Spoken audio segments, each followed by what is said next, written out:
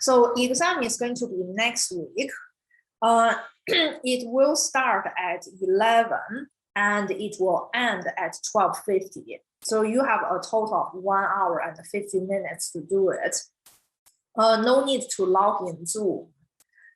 Just get on Canvas. So at 11 o'clock, when class starts, the exam will show up in that corresponding module.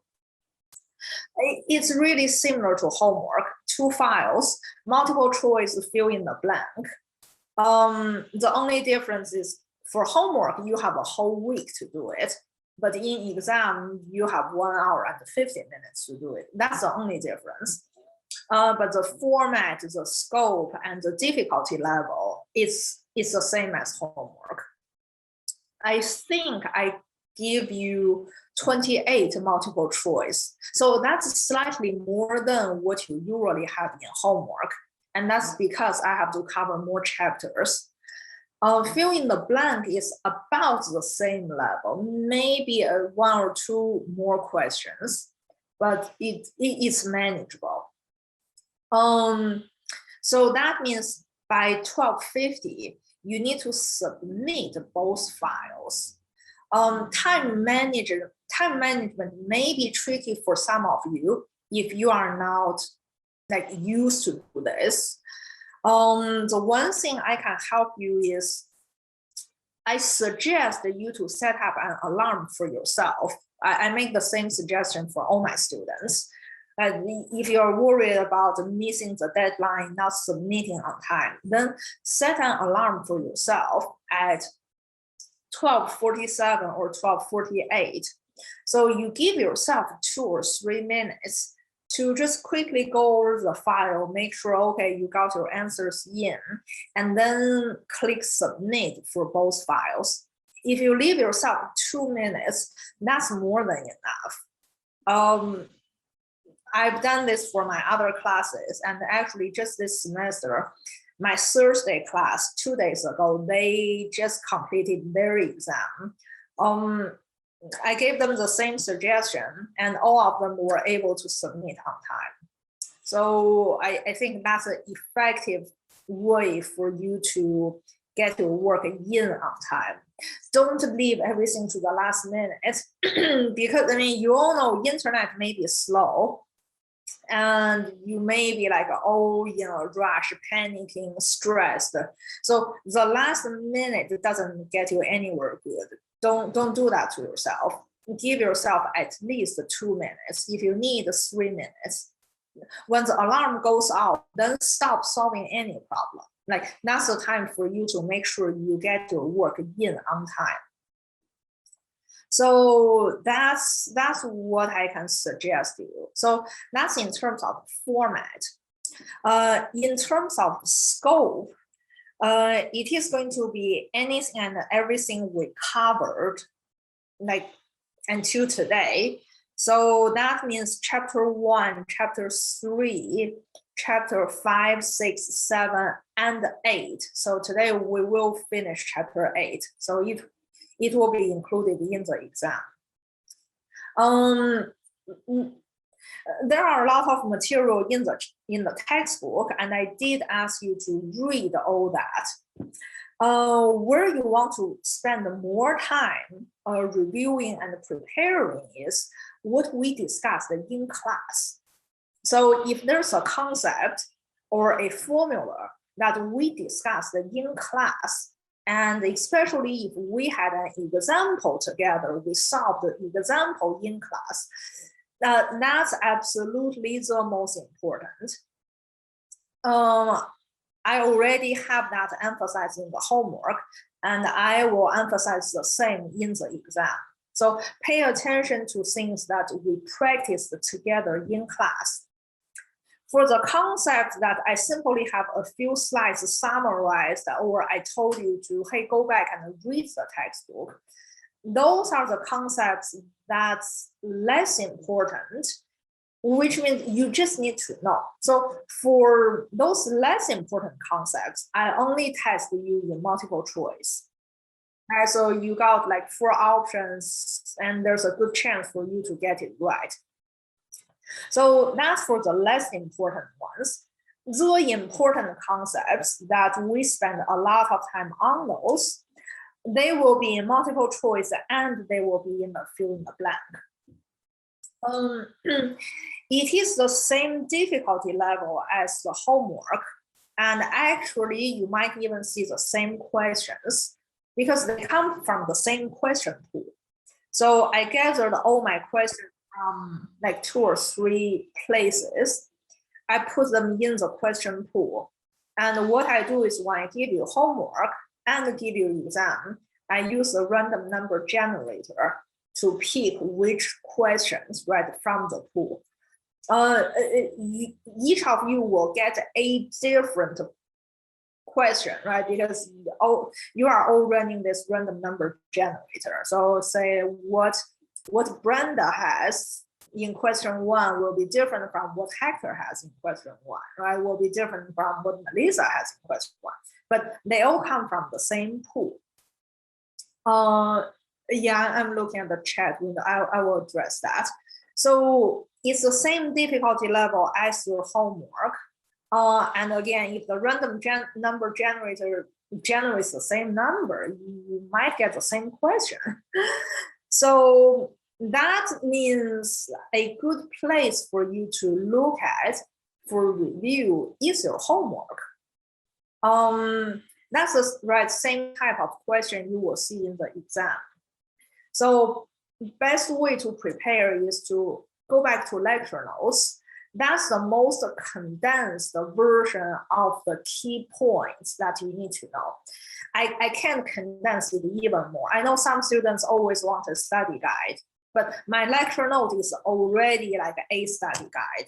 It has the key concepts, the formula, 1 or 2 examples followed. You just use that as a study guide. If you ask me to condense that more, then we're missing material. So use the lecture note as your number 1 review resource. And then your number 2 review resource is the past homework. And then the 3rd one will be your textbook. Don't forget your textbook. It has a lot more details. Covers the concepts that's less important, but still you need to know. So definitely read the textbook. And then in the exam, so remember it's open book, open note exam. You don't get on Zoom. I don't need to watch you do an open book exam. You can look at your textbook. You can look at my lecture notes. You can look at your previous homework. You have access to internet. If you need a calculator, you can have your own calculator. We've done things on Excel. If you want, you can have Excel ready. Z table, T table, those are on the textbook. So you have everything like already. The only thing you can't do is you can't communicate with each other. It's a little hard for me to monitor that and even to detect that. But again, we're all adults. We have been in the school environment and knowing academic integrity, academic honesty for several years. I just really hope you do not violate that. If you violate that, that gets us all in trouble. So please just don't do that. I'm telling you, don't communicate, but other than that, you can do anything and everything. So that's what you expect for the exam. I know some students are concerned about the formatting error, and I know some of you had that in the homework. First of all, I'm sorry for the situation. It's something that we and like professors and IT will try to figure out, like migrating the embedded package from the original package to Canvas or migrate from Blackboard to Canvas. Like we tried both methods, but still some, like the special notation just couldn't show up. So sorry about the inconvenience. So if you've already messaged me, right, in the email, I give you points back if that like display issue cause you lose any points. If the same happens in the exam, please, you can still email me after the exam and just let me know you experience this issue. And then I will look into that and give you points back. So certainly I don't want you to lose more points because of things out of your control. So I will do that for the formatting issue. And yes, I think the setting is you will automatically get your score once you complete.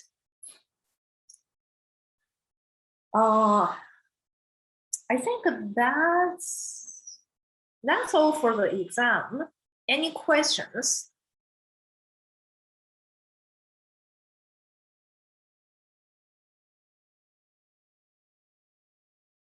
We're clear? Ready?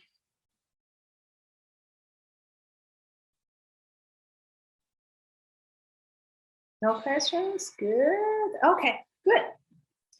Yeah, so that's for next week. Yeah, please don't be stressed. Like I said, I'm trying my best to avoid your other exams, right? Scheduling mine in the week sort of later. So you don't have too much things within the same week. And I'm telling you, it's almost the same as a homework. The only difference is now it's time. Your homework, you have 1 week, but now you have 1 hour and 50 minutes. So don't be nervous, don't be stressed. Just take it as if you are doing your homework. So nothing to worry about. I mean, I hope you all get a good score. For whatever reason, if you didn't do as well as you wanted, and that's possible.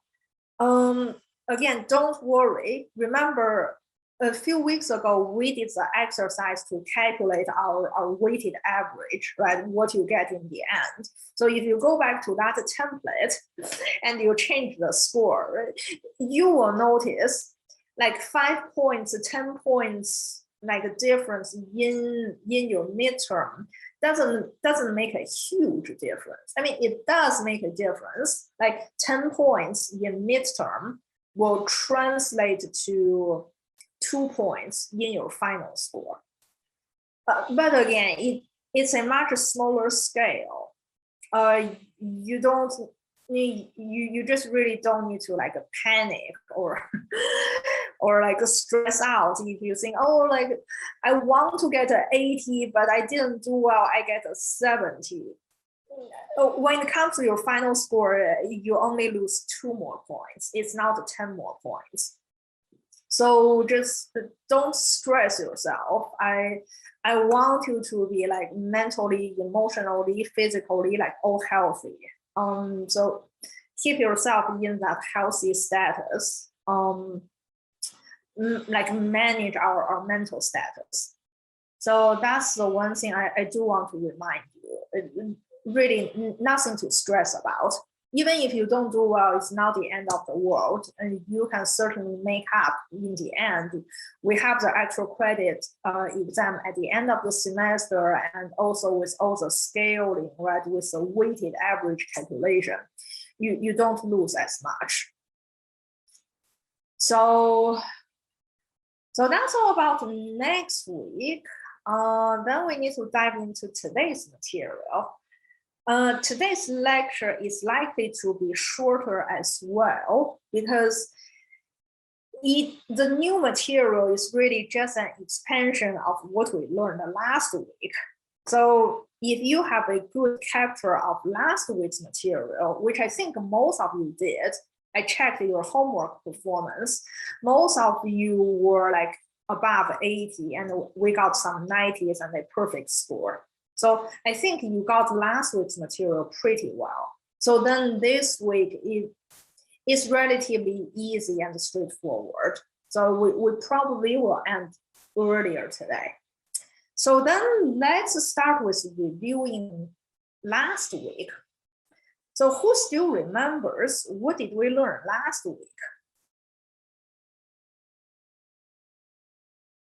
What was the concept? Last week in chapter 7.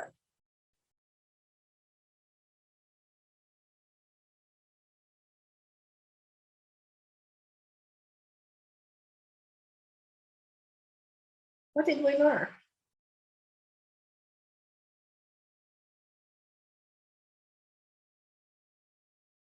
Nice, Hector. Yes, we went over z-score, right? So point estimate, very good. Point estimate, so we know that we can use sample mean to estimate population. We can use sample standard deviation to estimate population standard deviation. We can use sample proportion to estimate population proportion, right? That simply means if we don't know population mean, we just use sample mean, right? If we don't know population standard deviation, use sample standard deviation. Yes, Melissa is good, yeah. Sample distribution for X bar, right? So we call that a sampling distribution because it is the probability distribution of the sample mean, right? Or probability distribution of the sample proportion. So that was the variation, right? We learned from the z-score formula because originally when we learned the concept of the z-score, how far above or below in unit of standard deviation, we started that in population, right? Assuming we know all the numbers. But last week, we migrated this concept into sample because there are chances we don't know the population and we can only study a sample, right? And then we need to use the sample to estimate the population. And then with the sampling distribution, we are taking many samples because it's hard for us to just take one sample and expect that one sample to be like exactly right point on the exact population. That's going to be hard. But when we take many samples, right, when we have the sample distribution of X bar, as Melissa says, then we can find the center. So that's the mean of the sample mean, which will be the population mean. And then we look at the spread. So that's the sampling distribution's standard deviation, which remember we call it the standard error. So that's a new concept. We learned the center and the spread for sampling distribution. So yes, those are the concepts we learned last week. So who still remembers the example we had last week? We were doing some estimation on SAT score. So who remembered what was that scenario?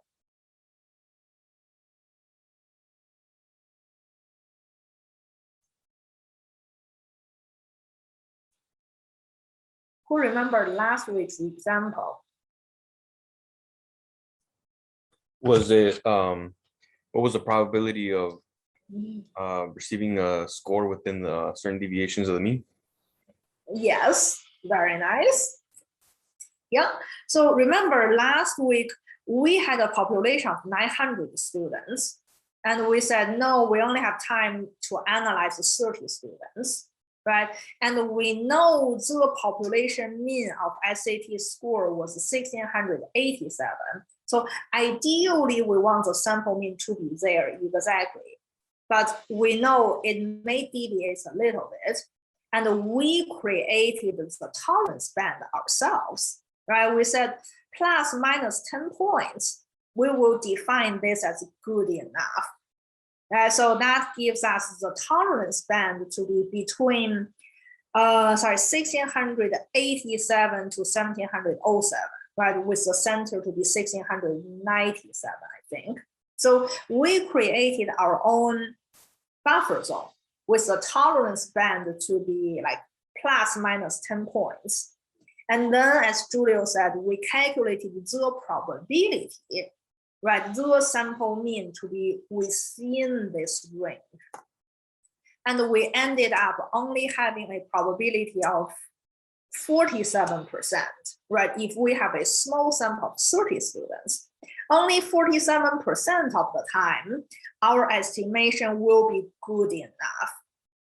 only when we increase the sample size to 100 students, then 77% of the time, our estimation will be good enough. So that's what we learned last week. This week, we are going to continue on this topic. We are going to focus on this tolerance band, right? This interval. So we call that an interval estimate. And we wanted to see how confident can we be in our estimation, right? Is that only 47%? Is that 77%? How do we get to 90%? How do we get to 99%? So it's all about this interval that we put around the center, right? We still go from the center, but above and below a tolerance band, then create our own buffer zone. So that's all we're talking about today. That's chapter 8 of interval estimate. So we start from the very basic, right? Just extending on what we are already talking about. We can create our interval estimate by adding and subtracting a margin of error to the point estimate. So we just mentioned that we can use a sample mean to be the point estimate of the population, right? So we start from that point estimate, then above and below the same magnitude, the same margin of error. So the translation between statistic versus plain English is in plain English, right? I just said we created our tolerance band, right? Or this buffer zone. That's plain English. In statistics, we simply call that a margin of error, because we know whatever it deviates from the point estimate, right? That's a deviation. That means we're off by a small margin, right? So whatever we're off, right? That's an error. So we call this tolerance band margin of error, just simply meaning how much we can tolerate our estimation to be off. So in that SAT score example, we decided that we can tolerate 10 points off. And within plus minus 10 points, it's still close enough. That's good. That's this margin of error. It could be defined arbitrarily, right? Just as last week with 10 points, right? Plus minus 10. Or what we're going to do today is to calculate that margin of error, to do it in a more scientific manner, using statistical tools. What's the proper range that we can tolerate? But ultimately, we want to come up with this interval estimate, right? That gives us an upper limit and a lower limit, right? Is it from 1687 to 1707, or right, whatever that number is? We need the lower limit and the upper limit to define the interval estimate. So that's all we're doing. So the formula is as simple as X bar, right, your point estimate, plus or minus margin of error. Then the natural question is, how do we calculate the margin of error? So this picture displays what we actually practiced last week. Right, we have a center, that's the mean, right? We know where it should be. But again, we calculated this margin of error, we created the margin of error and say, between these two values, right, we can tolerate.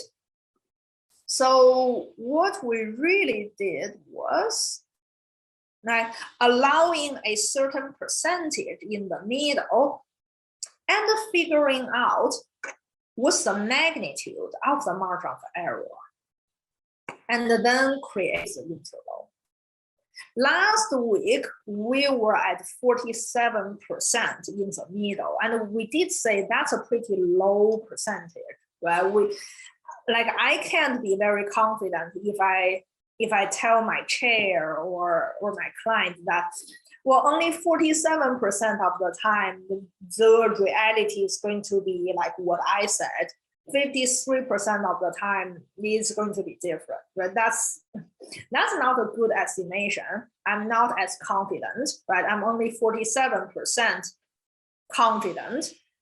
So if I want to be 95% confident, so pay close attention to what I'm doing here, or actually follow what I'm doing here, because this shows you how to calculate the exact z-score. So let's say I don't want to be only 47% of the chance correct. I want to be 95% of the time correct. So that means the middle area, right? Instead of 47%, now it needs to be 95%. So then the natural question is, if the middle area is 95%, if the middle area is 95%, what is the total of the area in like the darker gray, what I'm highlighting?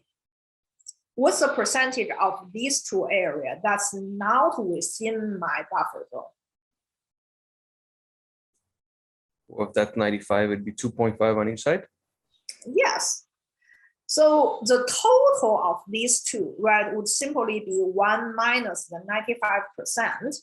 And if you read the textbook, right, what's outside your buffer zone is called alpha. And this alpha, when you have to distribute into two tails, because it's a symmetric shape, then each shape will have to be 2.5%. So that's simply what we know about the alpha, right, and the size of each tail. Now, when it comes to z-score, because the estimation of, because the calculation of your margin of error is z-score multiplied by standard error. So that means you need to know the corresponding z here. So what z-score separates 2.5% on the right-hand side and leaves the rest on the left-hand side? So who can go back to the z table and tell me what's the z-score that have 2.5% on the right-hand side? What number do you need to look up in the z table?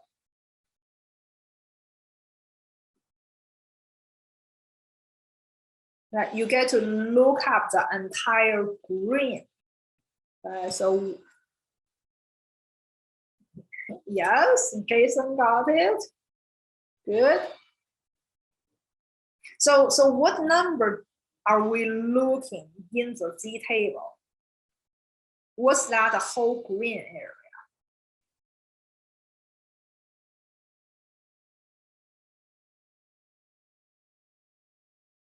Jason got it right.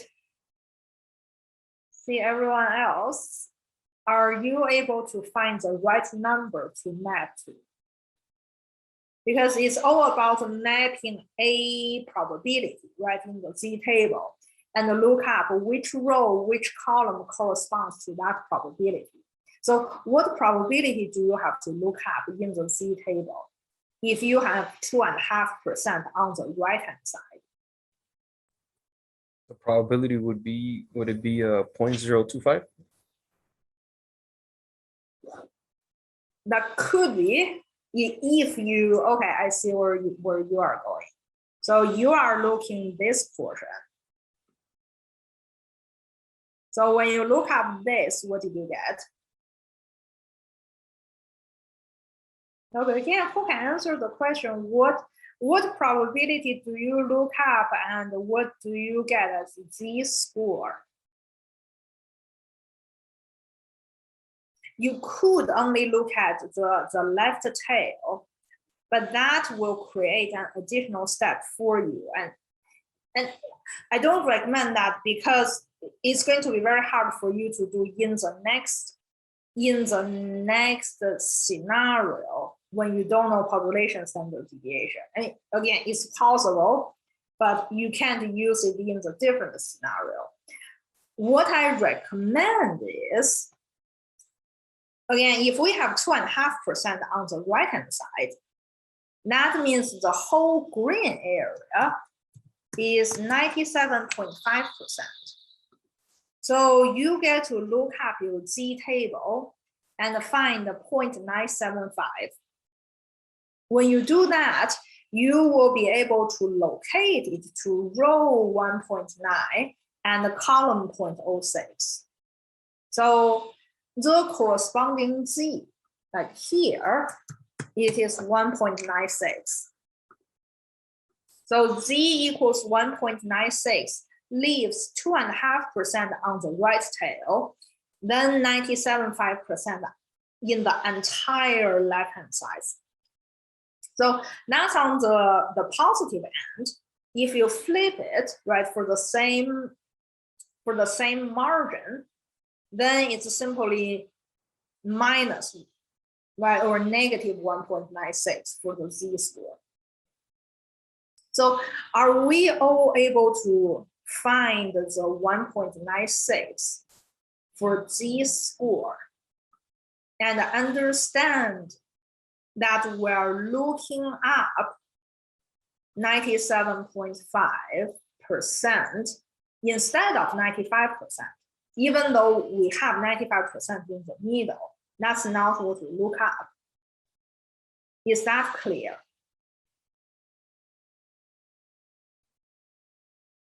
Yes.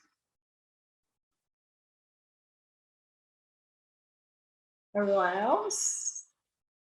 I think. So there's like a special table for the probabilities, or are we looking in the same? No, it's the same Z table, right? Okay. Like I said, you have 2.5% on the right-hand side. Then what do you have on the left-hand side?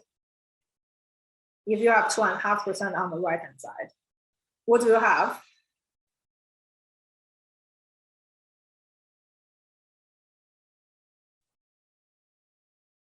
So yes, again, the point zero,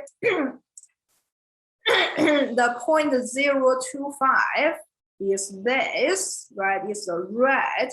My question is, what do you have in the green? The entire green that I draw for you. This entire green. What's this? Because remember when you look at Z table, Z covers the entire left-hand side, right? That's what we learned 2 weeks ago. So what's that? What's that probability? Yes, 0.975. So it's simply 1 minus 0.025. So you get to look up 0.975 in the same Z table that we have been looking at for 3 weeks. And you should be able to map it to row 1.9 and column 0.06.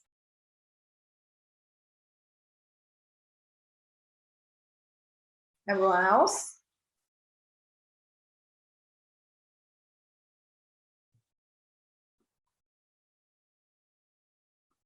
So this knowledge, this knowledge isn't new. We learned it 2 weeks ago, right? So if you go back to chapter 6, the first time when we introduced the Z, then remember when we first introduced the Z, we said everything in the Z table measures the left-hand side, right? So that's like this entire green area, all of it. This is what you look up in the Z table. So the easiest thing for us to do is, once you figure out the right-hand side, right? Once you figure out the red, that's 2.5%. You use 1 to subtract that. So 1 subtract 0.025. Then the green is 97.5%. So that's 0.975. And this is the number you look up in the Z table, but that's the probability. So through the many rows and columns, you need to find where this number is. And when you find that number, you locate, okay, it is in row 1.9, column 0.06. So that's how you find the Z-score based on the probability.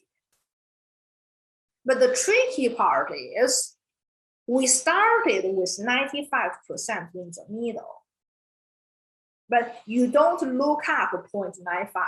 You look up 0.975, because when we get started, we excluded the very left tail.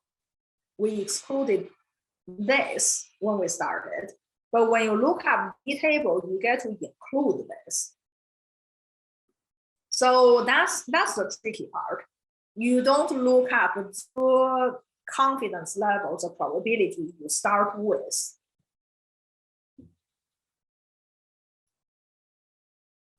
So any more questions? If we don't have more questions, let's do another exercise. So instead of 95%, now let's say I want it to be 99% confident. I want my estimation to be really robust. 99% of the time, the sample mean will fall within the range. So if I have a 99% confidence level, what is going to be the corresponding Z-score?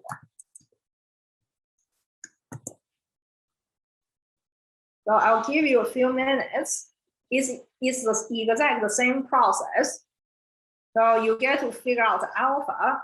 What is half of alpha, right? What's the size of the right tail? And then the lookup area of the entire left-hand side. Through that, you get, yes, very nice. Alpha equals 0.01. That's simply 1 minus the confidence level. So alpha is 1.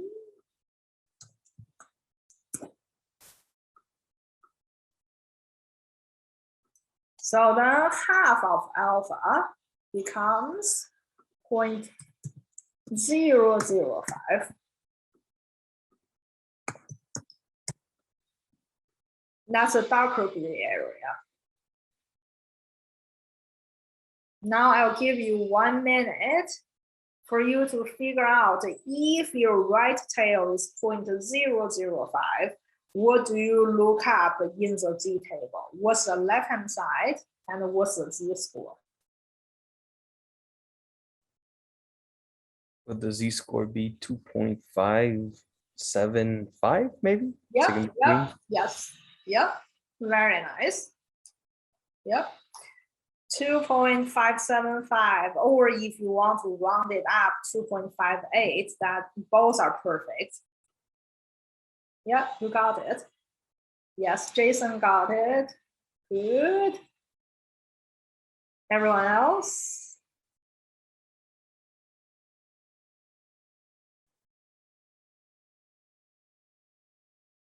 So the number we look up would be 0.995, right? That's 1 subtract 0.005. And then when you put this number in the Z table, you will find it's row 2.5, but it's really between column 0.07 and 0.08. So if you give it a 2.575, or if you round up to 2.58, both would get you to the right zone that gets you the full points. So this is how we figure out z-score. Why it is so important? Look at in the chart, right? When you go from the center, above and below, this margin of error is calculated by z-score multiplied by standard error, right? The sigma divided by square root n. That's what we learned last week. So that's the standard deviation in the sampling distribution, right? So, and now z-score tells us how many, right, standard deviations. So using z multiplied by the actual standard deviation in the sampling distribution, that gets us to the exact margin, the exact distance that we go above and below from the center. So that's how we get this calculation. To start from the center, x bar plus or minus margin of error, and this margin of error is calculated by how confident you want to be, right? What percentage do you want in the middle area, that corresponding z-score, then multiply by the standard error. So it is closely related to what we did last week, just now we're doing it in a more scientific way, right? With the exact percentage guiding us to the exact z-score instead of arbitrarily saying, oh, 10 points, 5 points. Like, no, we can actually calculate precisely what the number is. If we want to be 90%, 95%, right, whatever percentage we have. So, so that's the structure of interval estimate. For your convenience, I am giving you a summary table on slide 8. So slide 8, these are the 3 most frequently used confidence level with the corresponding z-score. So most of the time, I'm not saying all the time, but most of the time, the question where people will ask you, what's the 90% confidence level? What's 95%? What's 99%? So those are just typically what people like to use. In some situations, however, right, people will ask, what's the 80% confidence level? Or what's 75%? What's 50%? So any value could be used. And if any value comes up, right, like what we did earlier, you start with that percentage, calculate alpha, calculate half of alpha, then the left-hand side, and then write map to the z-table. So for any confidence level, you are able to find the corresponding z-score.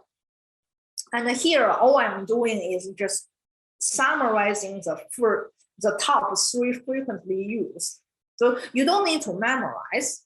Even if you don't memorize, you are able to find that by yourself. And we already did 2, right? We did 95% and we did 99%. So you are able to find that. No need to memorize, but I'm just thinking that this makes it easier for you.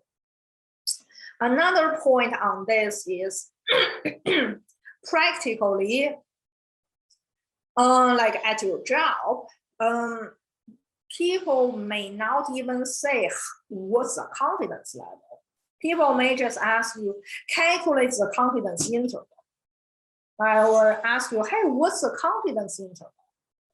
If people simply look for the exact upper lower limit, right, the interval, without defining their confidence level, the default value you should use in statistics is 95%.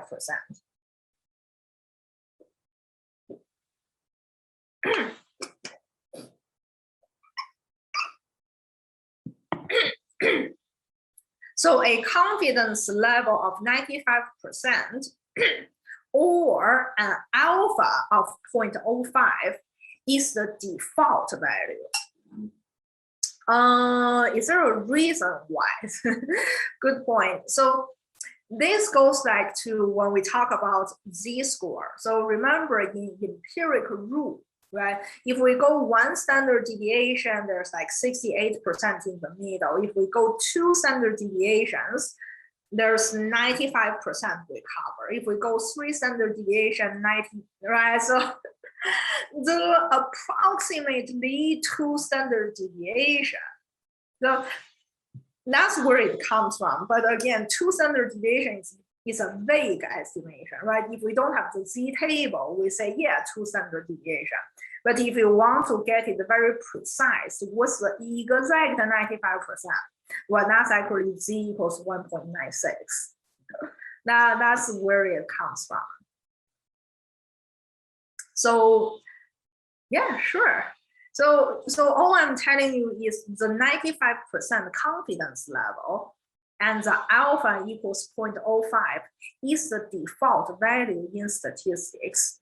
Anytime if the question doesn't specify, if people don't specify that for you, you use the default value. And it's also the default value in a lot of the Excel packages. If you don't adjust the alpha, it will remain 0.05. So that's what we want to get familiar with. The confidence interval. We want most of the time, right? We want 95% of the chance the population mean fall within what we define. And then it's on us to define what interval it is, right? What's the lower limit? What's the upper limit? And today, this formula gets us there, right? Is it 1687 to 707, or should it actually be 1670 or versus 1720, right? So what's the exact upper lower limit should be? That needs to be calculated from here, not arbitrarily determined. So with that, let's look at the real example. So this is what we are likely to face, right, in real world. So here, a company, Discount Sounds, it already has 260 retail outlets throughout the country. And now it's evaluating a potential location for a new outlet.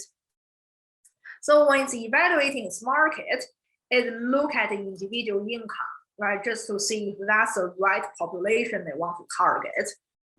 So when they evaluate the individual annual income, they set sample size equals 36. So they surveyed 36 people from that new location. And they figured the sample mean is 41,100. The population standard deviation is 4,500. And the confidence coefficient, right, the probability to have in the center is 0.95. So now the question is, can we calculate the confidence interval, right, of 95%? What is the lower limit and what is the upper limit of this income level? So again, this is the formula, right? Go from the center X bar, above or below, Z multiplied by sigma over square root n. So I'll give you a few minutes, see if you can first get to the right Z-score, and then figure out the other components in the formula. Plug in, calculate margin of error, and then calculate the lower limit and upper limit. So a few minutes on your own, and we'll solve it together. If you finish, feel free to post in the chat window, or you can just unmute yourself. When we see a few students done, then we'll do it together.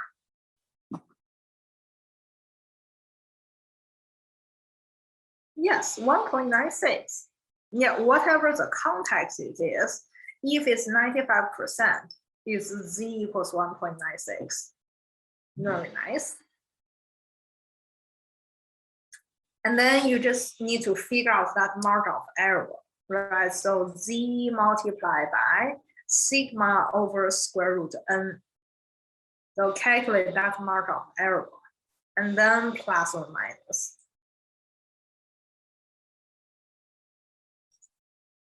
Let's see who figured out the margin of error. Yeah. Yeah, so if we do that calculation, let me actually show you.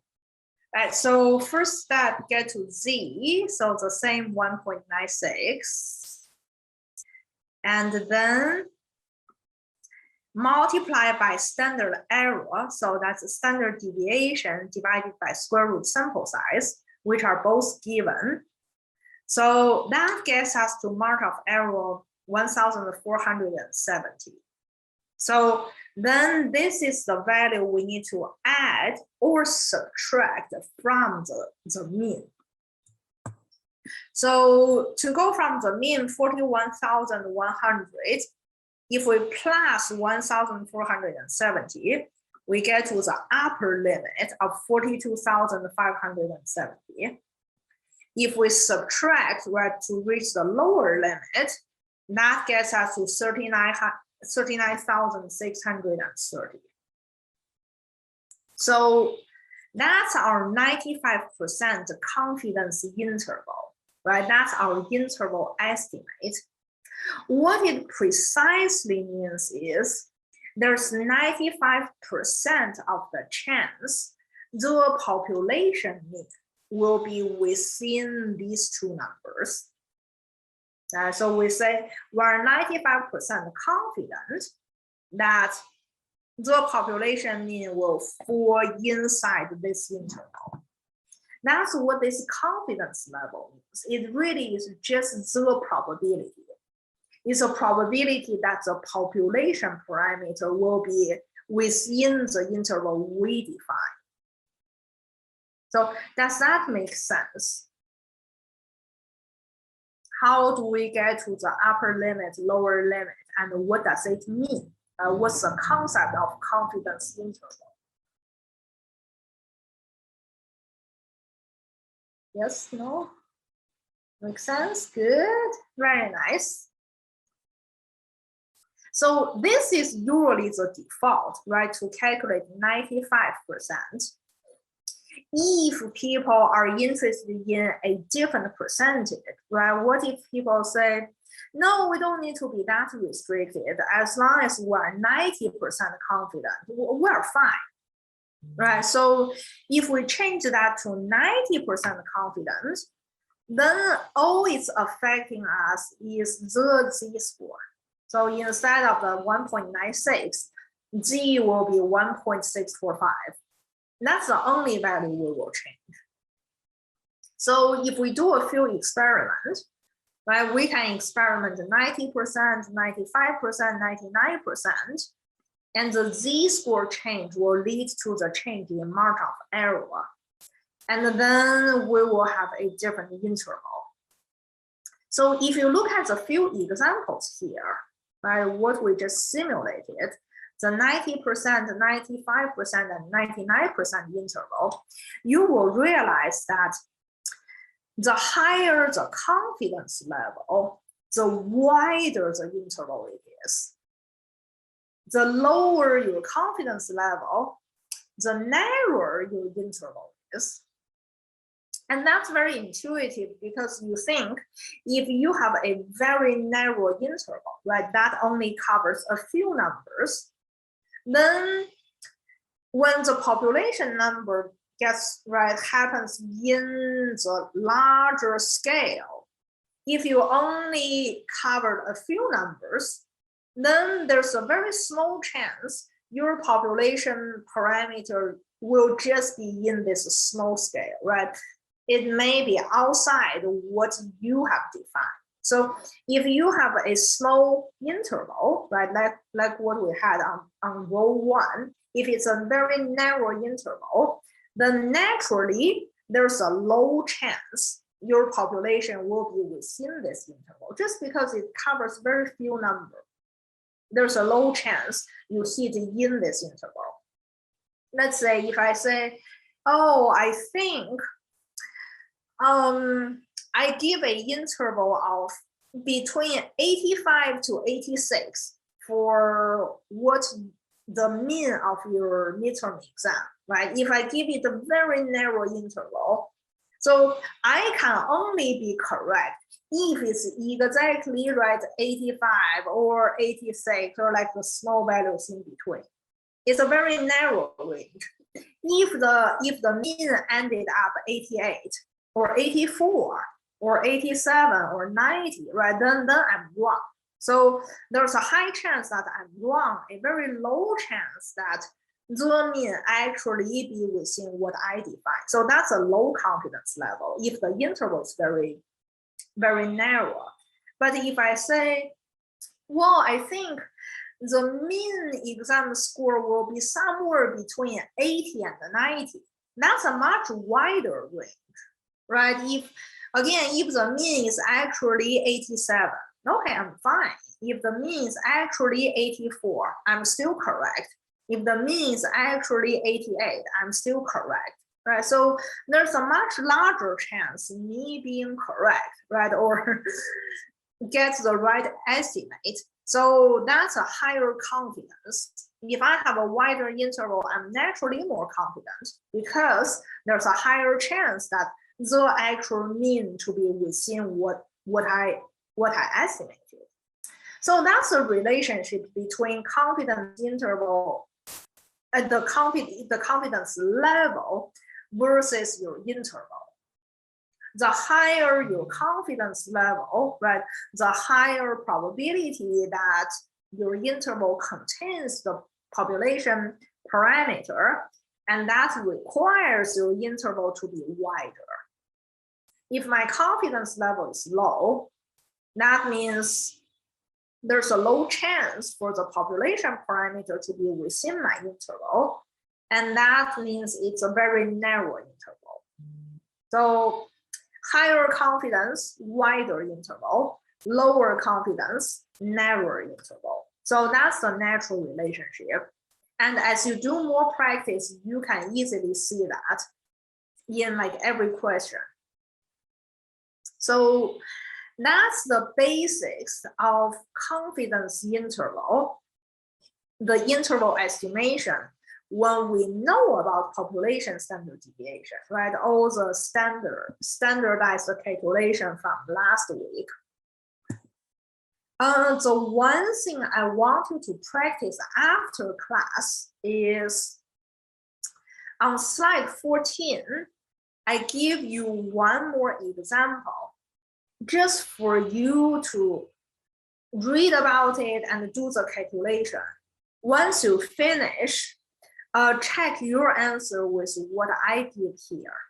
So I'm simply asking, I was simply asking you to do, where did I lost it? I was simply asking you to do a 90% and a 95% confidence level estimate. So it means you will need to be able to figure out the Z for 90% and the Z for 95%, calculate the margin of error, then add or subtract on top of your sample mean, right, your point estimate, then to get to your interval estimate. So this is what you want to practice and make sure you are able to do it before you start your homework. Like I always say, I want you to do well in homework and get a high score and ultimately get a high score in your final grade. And to get a high score in homework, you want to make sure that there's no knowledge gap and you want to make sure you fully understand. So this is for you to do that knowledge check. If you are able to solve it with no problem, then it means, okay, you got it. You are able to move on. If you struggle, you can't understand, or you can't get to what I have here, it means there's a gap. and you need to go back to the lecture note and the textbook. So that's simply how you manage your homework performance. Make sure you are ready when you solve it. So that's all for the population standard deviation known situation. The next topic will be for the situation where we don't know population standard deviation. It's 12:09. Let's take a 10-minute break. When we come back, we will talk about this one and another new scenario and the deviation from the original formula. So take your bio break, get water, stretch a little bit. We will be back at 12:20. So see you in 10 minutes.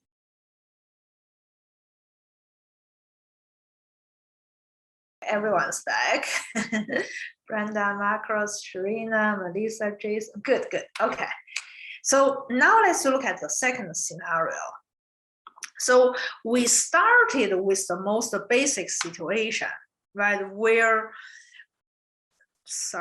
Started with the most basic situation where we know the z-score, and then we add or subtract the margin of error calculated by z-score and standard error to the sample mean. So that's where we started. But the second scenario is a lot of times we don't have a good estimate of the population standard deviation.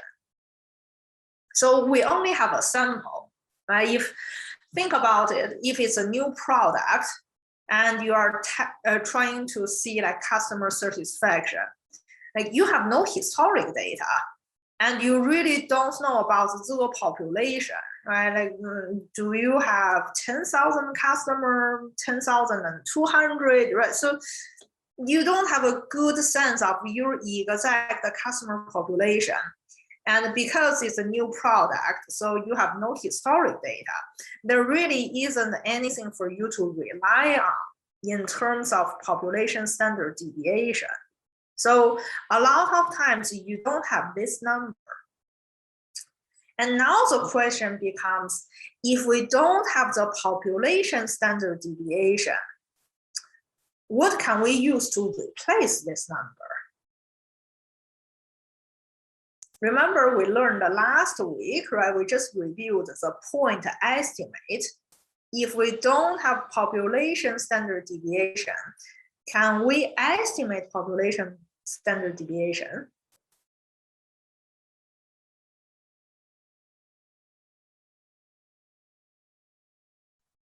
Can you use the one that you got from your data, from the sample? Yes. Yeah, that is correct. So if we don't have population standard deviation, we use the point estimate, sample standard deviation to estimate population standard deviation. So that will still keep the formula like balanced, right? So it is an estimate. It's not exactly the population, but that's the best we can have. So then the tricky part is, then recall what we learned last week. We learned about how different sample size will affect, right, sample standard deviation.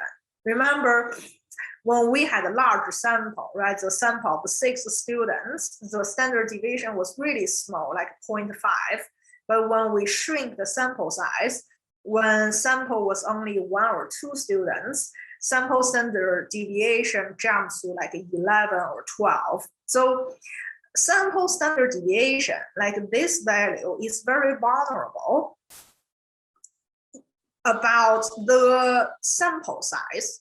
And remember, when we have different sample, we showed last week, the curve will look completely different. right? If you have a small sample, you have large deviation, it's going to be very flat and wide. But if you have a large sample, you have very small standard deviation in the sample, your curve is going to be very narrow, right? Very concentrated to the actual mean.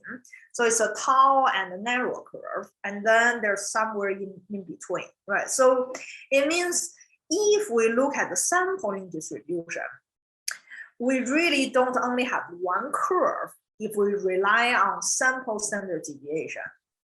So if we don't have one single curve, right, we don't have the standard normal distribution, that means we can't use the standard normal z-score. We have to use a slight variation, which is t, to capture the same information, but in a more appropriate manner. So again, t serves in a similar way as z-score. So it also measures how far above or below, right, your value is away from the center, but it captures the different shape, not just this one bell-shaped curve. So what that means? So that means when we use the t distribution, we actually are looking at multiple curves. And here is just an example of 3 curves. In reality, there's countless curves. So each curve is determined by degrees of freedom, which is directly calculated from sample size. Like I just mentioned earlier, right? Through the example from last week, we saw that the smaller the sample size, right, the larger deviation you are going to have. So your distribution will be very wide. It can go extremely large value, can have extremely small value, right? If you have a sample of 1 or sample size of 2, right? So it can go anywhere. It is very wide and it's very flat.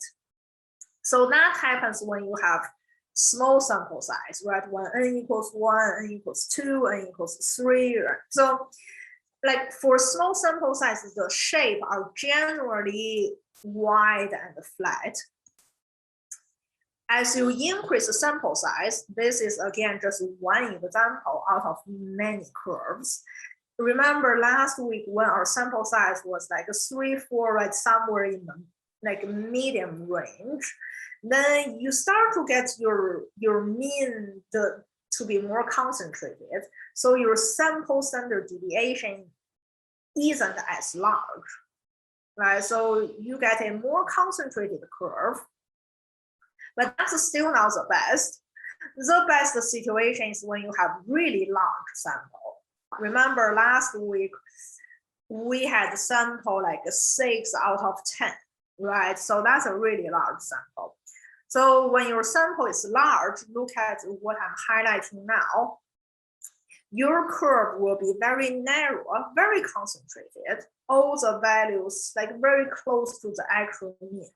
So that way, your standard deviation is small, right? So your deviation isn't as large. Your curve is very narrow.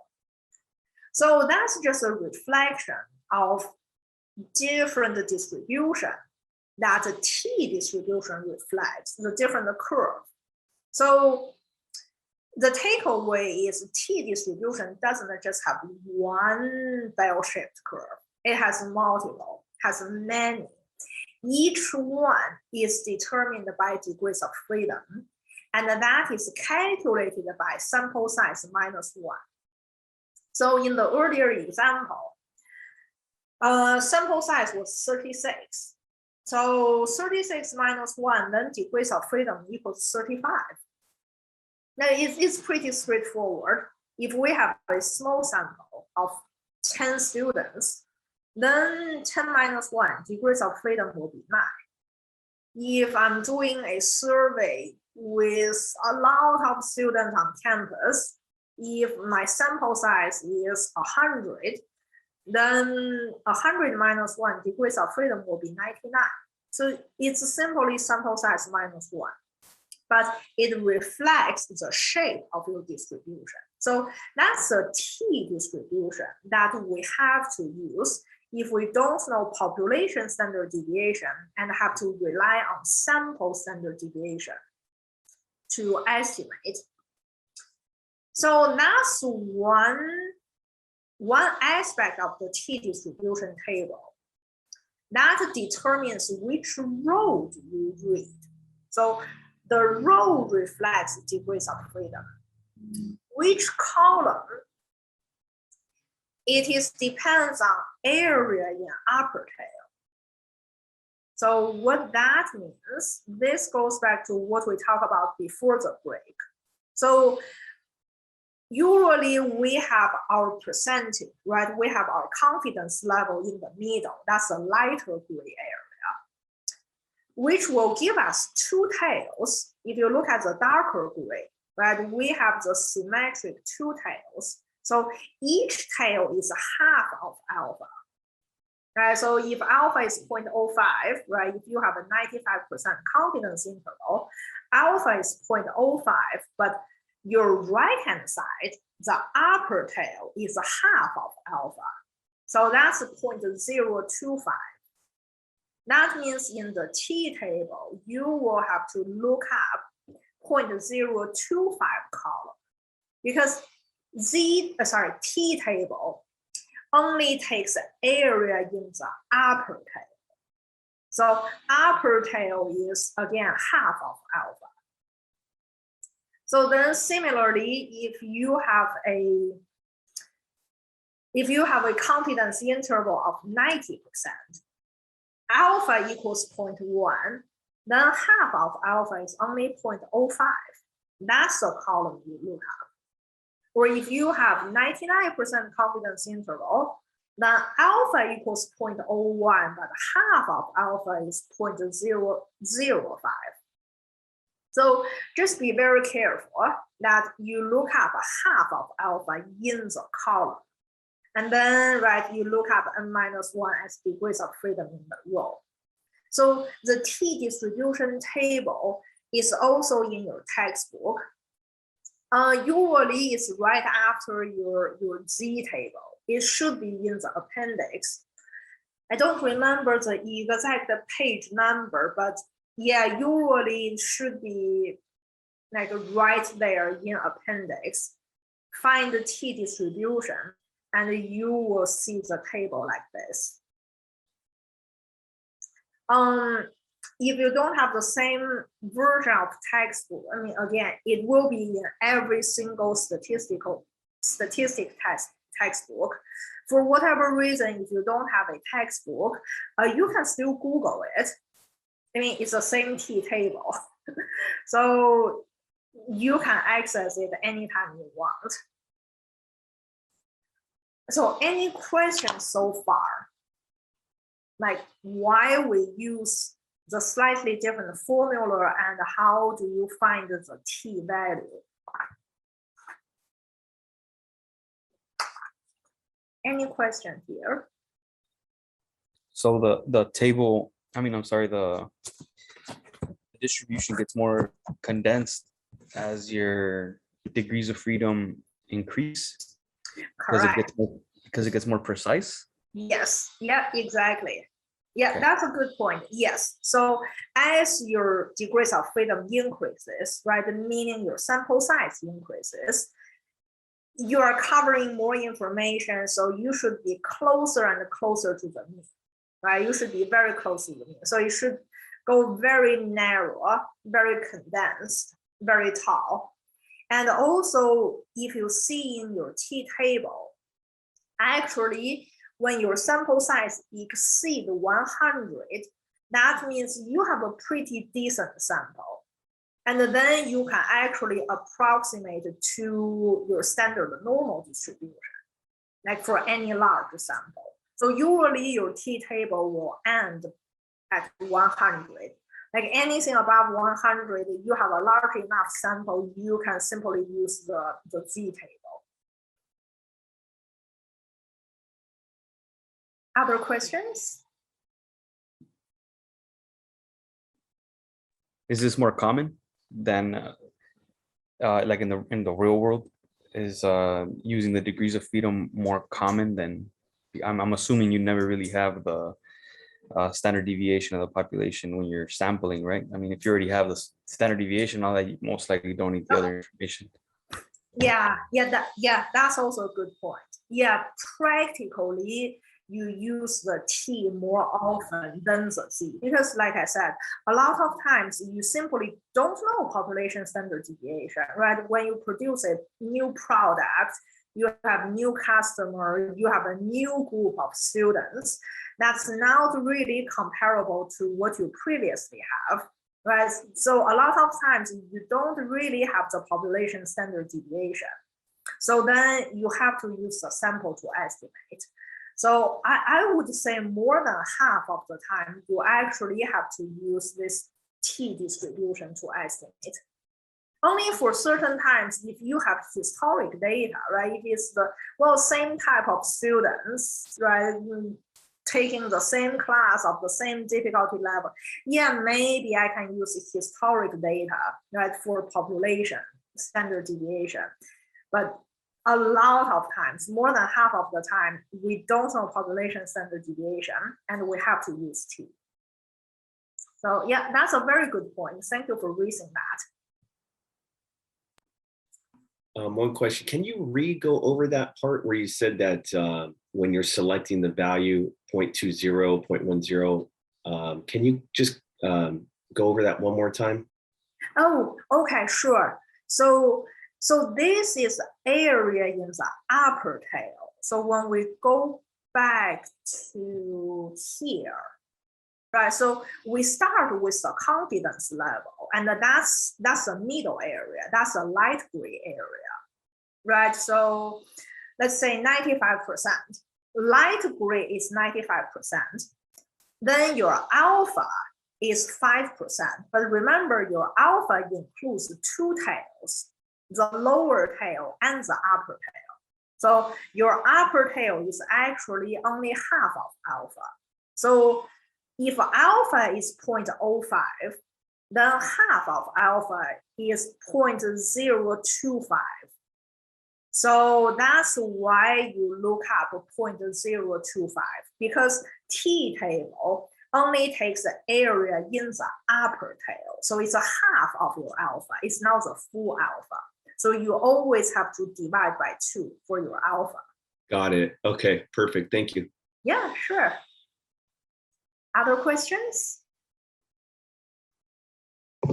It's not a question, but in the book that you gave us in your announcement, I found the T table. It's actually in the back of the book. Oh. Yeah, it's on page like 1010 to 1012. Oh, perfect. Thank you. Thank you, Melissa. Yeah, so now if everyone's using the same version, that's where you get to look up. Yeah, sorry, I have so many different versions of the textbook and different editions. I'm already mixing up myself, but yeah, thank you. Yeah, all the textbooks have a T table. Thank you, thank you. Yeah, in the chat window. Perfect. Other questions? No? Okay, good. So yeah, so this is one variation of the standard interval estimate formula. So now we see it's the same structure, right? You go from the center above and below this margin of error. But again, instead of Z, now we're using T. Instead of sigma, now we're using S. The same structure, but now it's more practical. Then let's look at one quick example. So now we're going back to the rent example. We selected a sample of 16 one-bedroom apartments within half-mile radius from campus. So from this sample, we see the mean is 750 and the standard deviation is 55. So both for the sample, right? Sample means sample standard deviation, which again, in this case, we don't know about the population. So now with the sample mean sample standard deviation and the sample size, right, of 16, let us provide a 95% confidence interval about the mean range, right? The upper limit, lower limit. What's the range that the mean range will fall into? So this formula, and I will give you a few minutes. So your first task is to figure out the right t to use. And then it becomes easy. When you have t, you can easily calculate your margin of error. When you have margin of error, right, you add or subtract from the mean, you get your upper limit, lower limit. So do this step by step. If anyone finishes, just post in the chat window or unmute yourself. And then once we get a few students done, we'll do it together. Has anyone figured out the t value?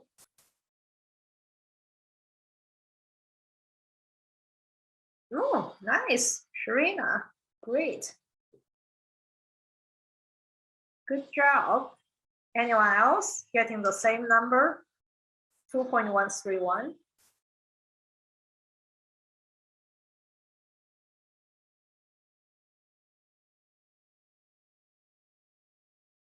Yes, same. I don't know who is iPhone, but good.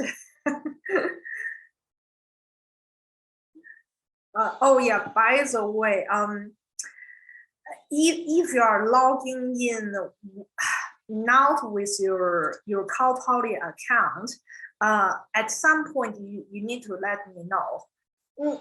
Now, yeah, I mean, now that you have a problem attending class, because at the end of the semester, when I record attendance, right, when I go back to Zoom recording, sorry, the Zoom report, if the report just shows iPhone, I can't match who that is. So, oh, okay, Karina. Okay, thank you.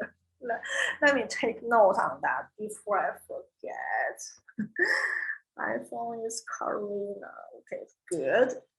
Yeah, you might want to remind me at the end of the semester, but yeah, because I don't want you to lose point if I randomly like choose one time and the Zoom report says iPhone and I'm not able to match. But okay, thank you. Yeah, okay. Sharina got it. Karina got it. Marcus, yes. Okay. So yeah, as Marcus already wrote in the chat window, this is how we get it. We just need to know which row and which column. Good, good. So we have a sample of 16. So degrees of freedom, 16 minus 1, we have, right, degrees of freedom equals 15. So that's row 15 we look at. Which column? We know we're 95% confidence, right? So 1 minus 95%, alpha equals 0.05. And the upper tail is half of alpha. So half of 0.05 is 0.025. So column 0.025 and with the row 15 gets us to the intersection of 2.131. So that's the exact value of t. And I see a lot of you got it correct. Then from there, right, t multiplied by now standard deviation of sample divided by square root sample size. So that's 55 over square root 16. This gets us to margin of error, which is 29.3. Then we know the sample means 750. So from there, right, plus minus, we get to the lower limit of 720.70 and 779.30. So that's the interval estimate.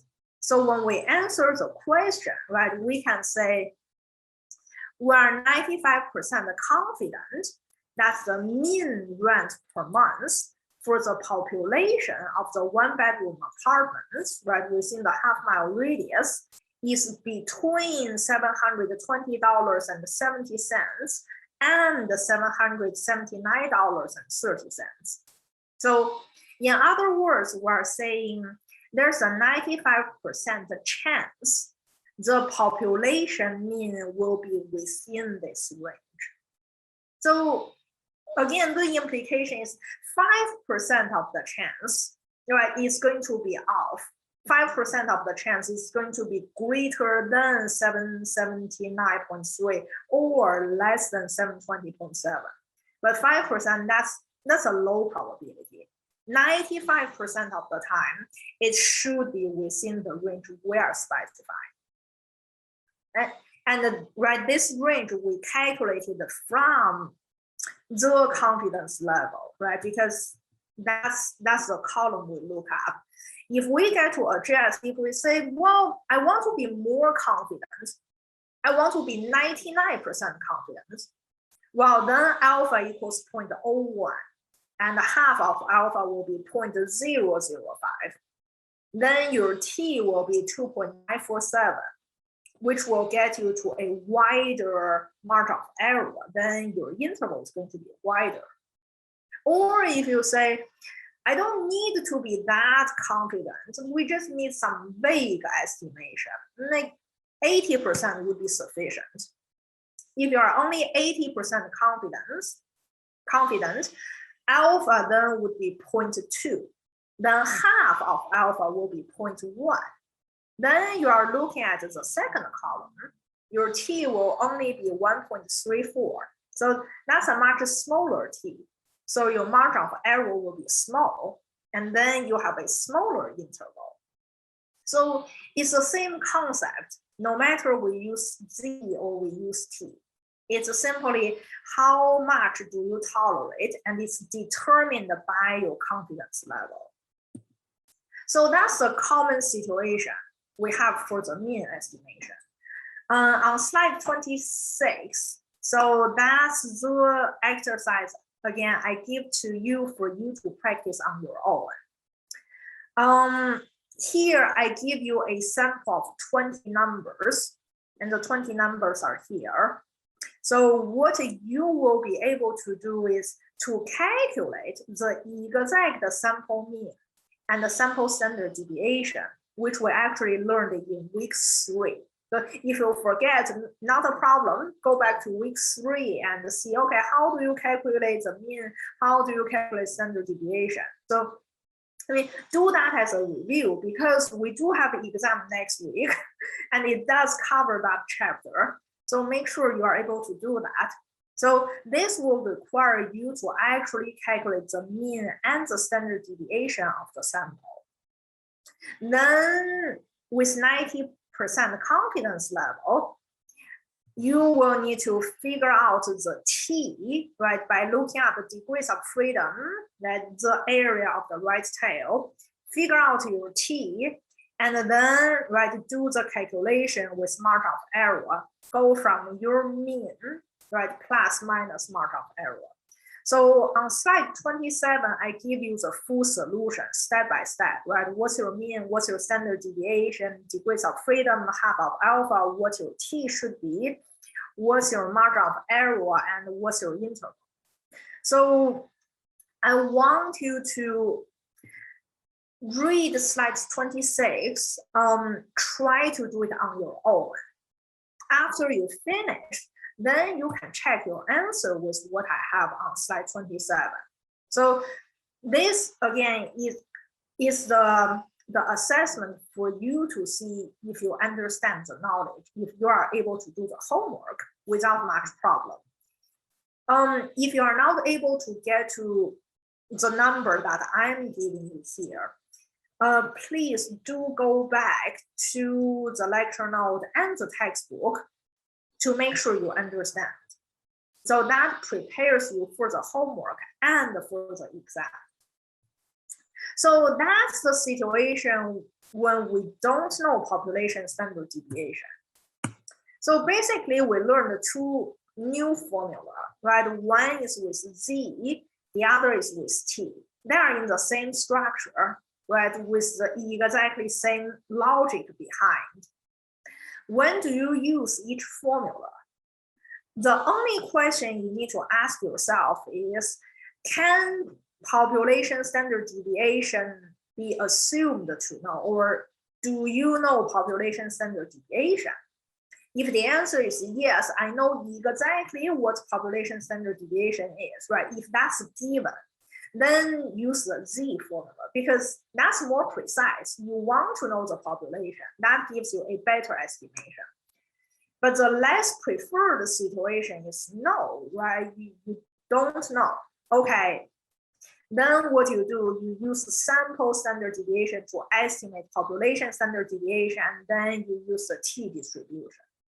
So that's the only question you get to ask yourself. Do you know sigma, yes or no? If you know sigma, use a formula that uses sigma. If you don't know, then don't use a formula with sigma because you don't have a sigma. Then you have to use S. So it is pretty straightforward, but you need to have this structure, this, right, select a yes or no. You need to have this in your mind for you to immediately decide which formula to use. Once you decide the right formula, then you need to look at, okay, Z table or T table, and then plug in numbers. It will take a little bit of exercise, but it should be manageable. So that's for the estimation, interval estimation for population mean. A really quick, same logic for proportion estimation, right? The only difference is now we have a binary variable.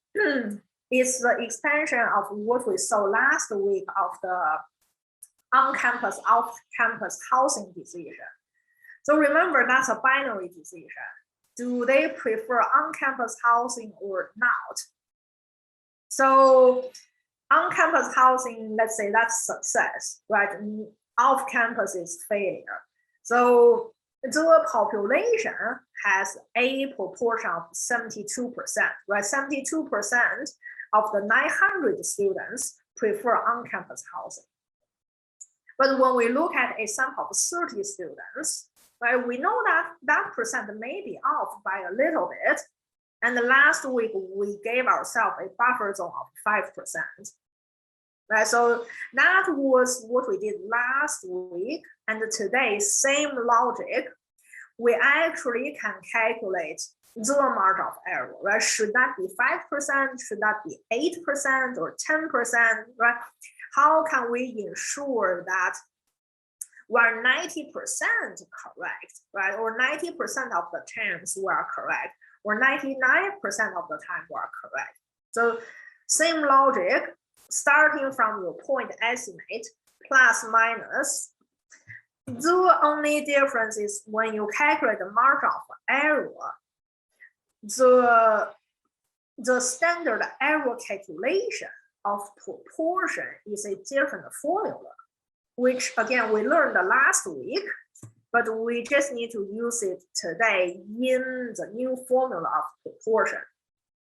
So start with point estimate, plus or minus Z, right? Because when you do a sample proportion, you probably have a decent sample size. So just use Z and then multiply by standard error. So that's P times 1 minus P divided by N, then square root. That's the only difference. Other than that, the same logic, the same Z, and the same interpretation, right? It's 90% of the chance the population proportion will fall within the interval we define, right? Or we're 90% confident.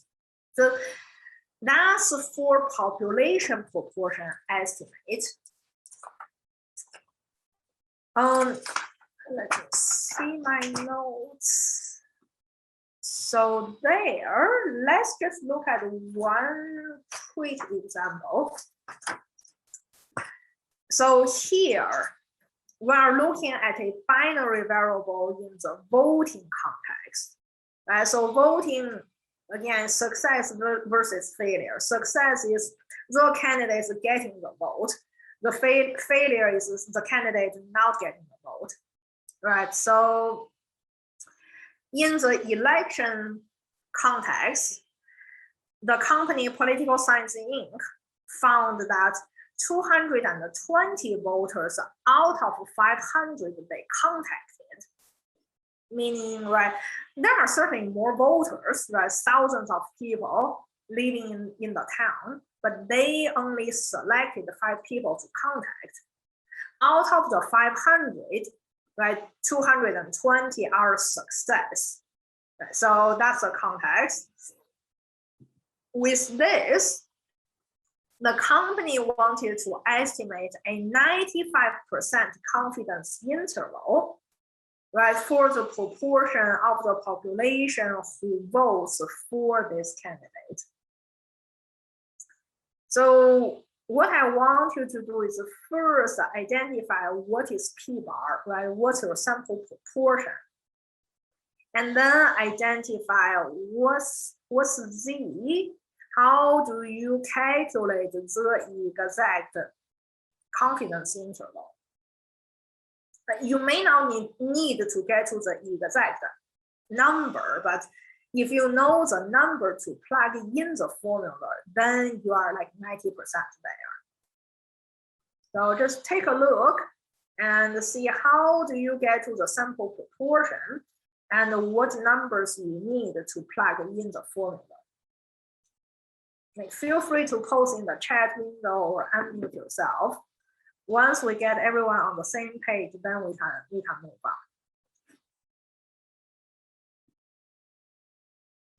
Very nice.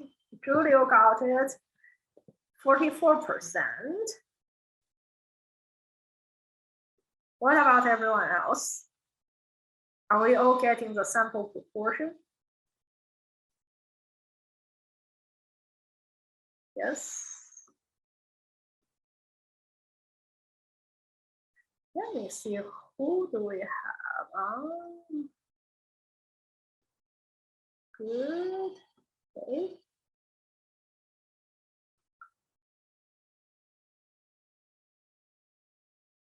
So 44% should be number of success, right? The 220 divided by the total number of trails. So 220 over 500. Sample proportion is 44%. That's the p-bar we need in the formula, right? Anywhere you see p-bar, that's 0.44. What about z?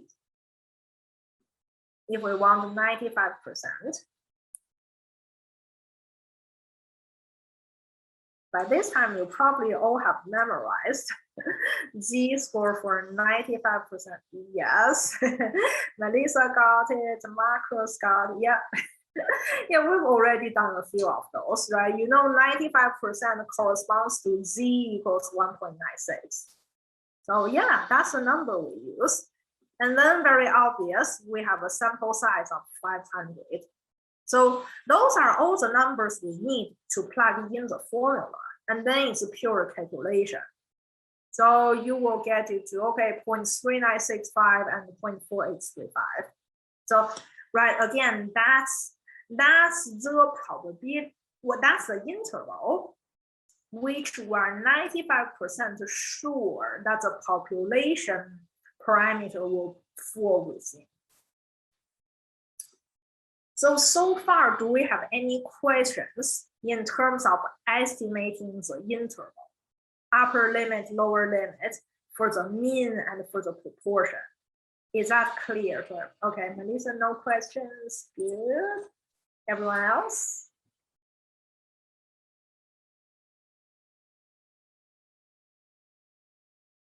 Some students are quiet today. Julio is good. Brenda, Jason, Ken, you guys are quiet today. Jason, good. Jason struggling. Where do you struggle? Let me see if I can help. Don't struggle in silence.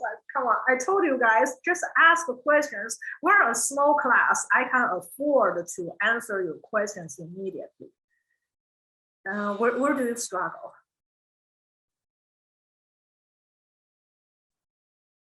Is it the Z or the T or which concept you struggle with? I got it. Okay. Okay. If you okay. Okay. Long. Okay. Yeah. I mean, if anyone has questions, Brenda, good. Okay. If anyone has questions, like I always say, just post in the chat window or unmute yourself. Like I'm never getting offended by like answering a question. Yeah, sure. Or if you still struggle, send me an email after class. Like I'm happy to explain through email or meet during my office hour. Yeah. So if we're good, then we will move on to the next topic, which is the exact reverse engineering of what we just talked about. So it answers a very practical question. Like, what sample size do we need? Right? For now, all the questions already give you a sample, right? A sample of 500 voters, or a sample of 30 students, right? Or a sample of 16 apartments.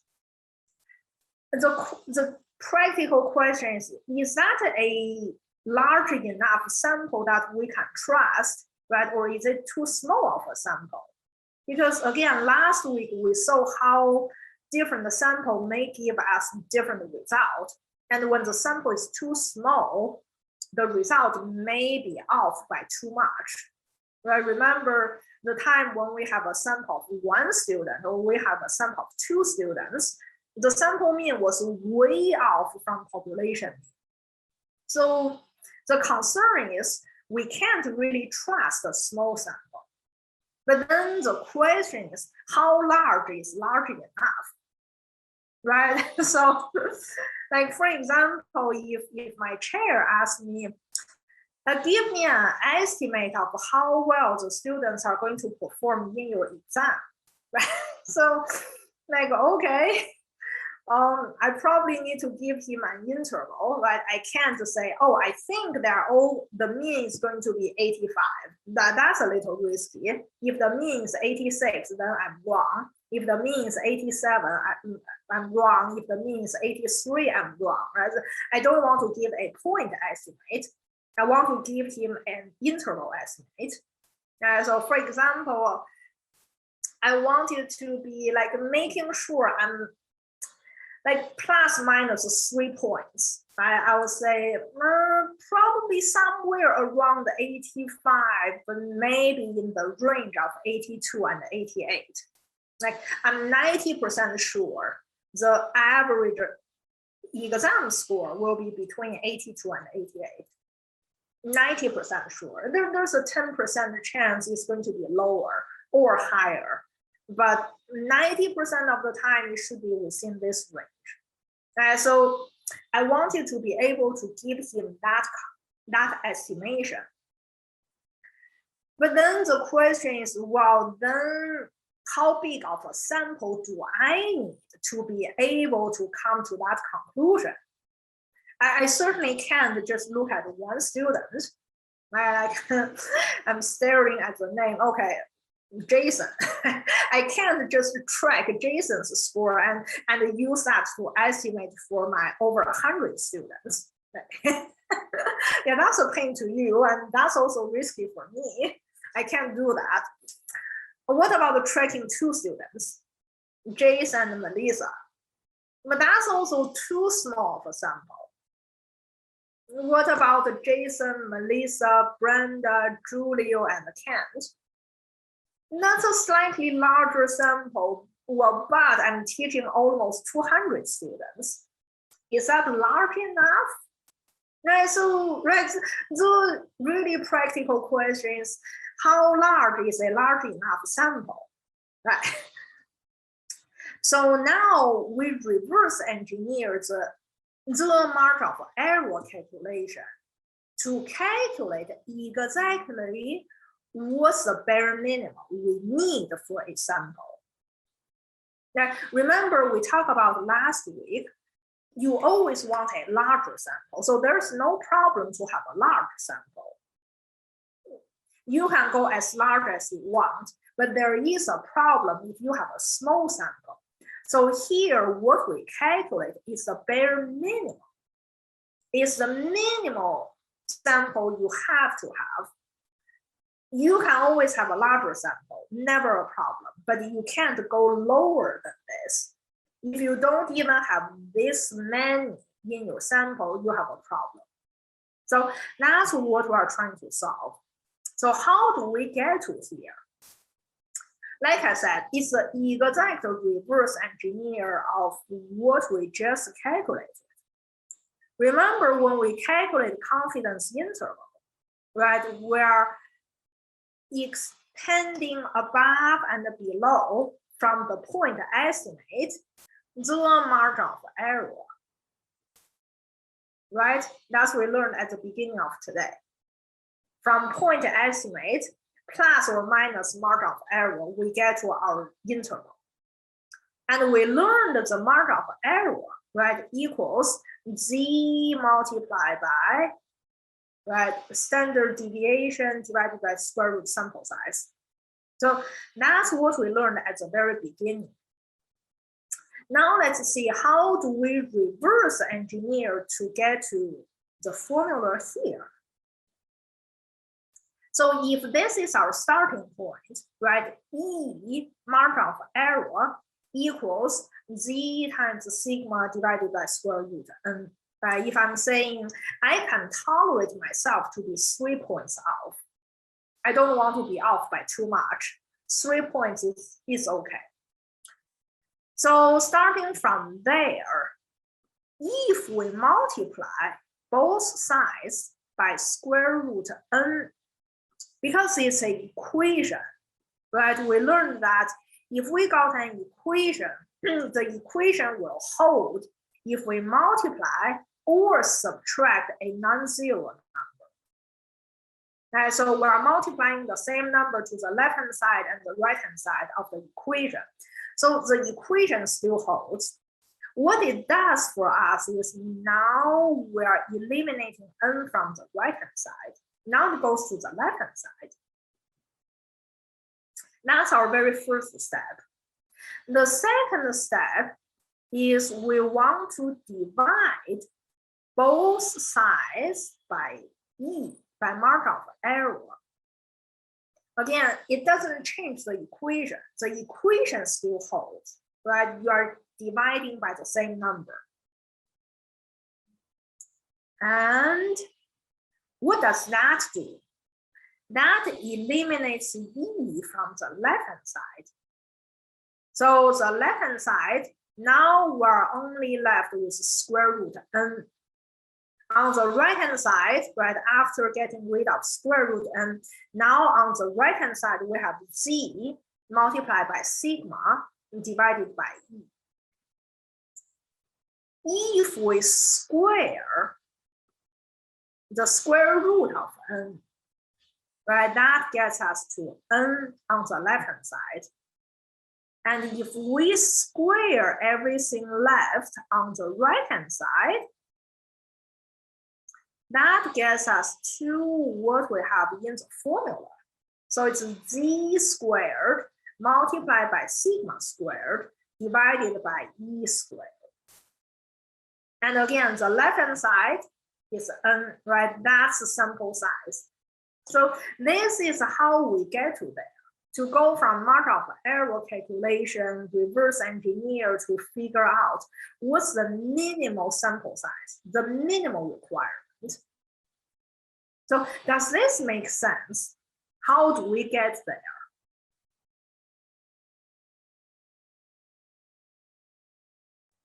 Yes. Yes. Everyone else? Good.